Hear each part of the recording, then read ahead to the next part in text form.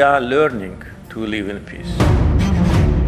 भारत में कई लोग बोलते हैं कि पीएम मोदी सरेंडर कर देते हैं, पीएम मोदी कमजोर हैं, लेकिन दुनिया के सामने मंच पर खड़े होकर इस शख्स ने इशारों में बताया है कि जब भारत बदला लेता है तो कैसे लेता है।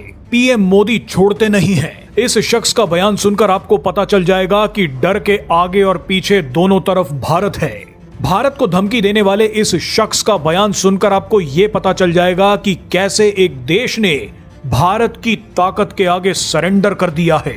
आप अगर इन्हें नहीं जानते तो हम बता दें कि ये अजरबैजान के राष्ट्रपति इल्हाम अलीयेव हैं। ये तो आप शायद पहले से ही जानते होंगे कि अजरबैजान पाकिस्तान और तुर्की के साथ मिलकर अपने पड़ोसी देश अर्मीनिया को परेशान कर रहा है। अजरबैजान अर्मीनिया के एक बड़े हिस्से पर कब्जा करके बैठा है।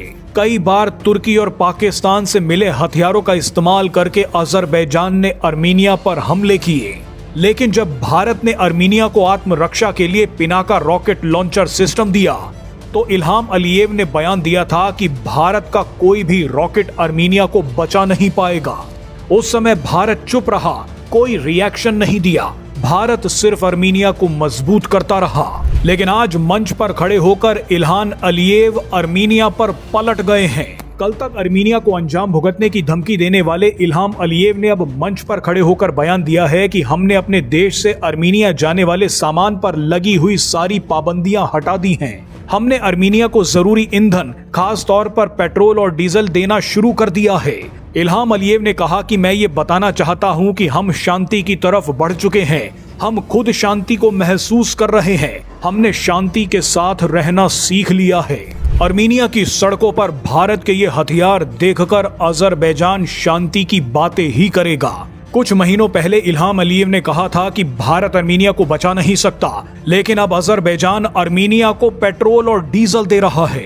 20 सालों बाद अर्मीनिया ने जब अपने देश में पहली बार मिलिट्री परेड निकाली तो उस मिलिट्री परेड में सड़कों पर भारत के हथियार उतारे गए। इनमें Pinaka rocket system, Akash air defence system, radar system और आर्टिलरी गन्स थी। भारत ने अर्मीनिया में इजराइल की भी एंट्री करवा दी है। खबरें हैं कि भारत से बात करने के बाद इजराइल फर्स्ट वर्ल्ड वॉर के दौरान तुर्कों द्वारा मारे गए 1.5 लाख अर्मीनियाई लोगों के हत्याकांड को नरसंहार घोषित कर रहा है। इजराइल ने कहा है कि वो अर्मीनिया के साथ खड़ा है।